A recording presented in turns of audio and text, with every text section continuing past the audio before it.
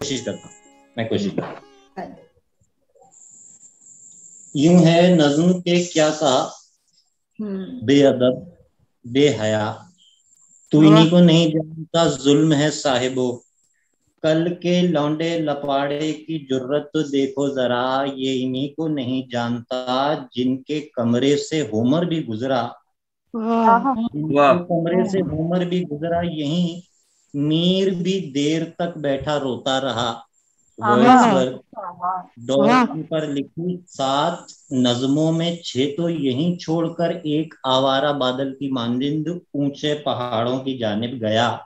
Kafka अपनी है और आधी कहानी इन्हीं के सराने, तो भूला था ये फीसा गोरस के फुप्पा, रसल के चचा, बेटे के सगे राम और रोसो के जिगरी रहे हैं महीनिया।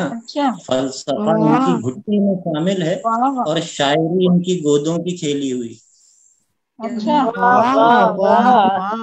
क्या कॉम्बिनेशन है, वाह, गोदों की खेली हुई है। अगर तुम इन्हीं को नहीं जानते तो कहो शेर का शीन कहने की हिम्मत भी कैसे पड़ी।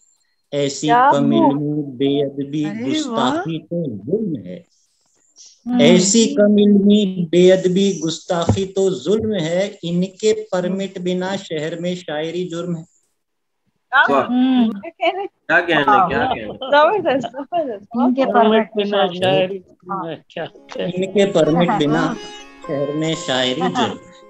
वाह वाह, बहुत अच्छे, बहुत बड़ा तीखा लहजा, बहुत खूबसूरत।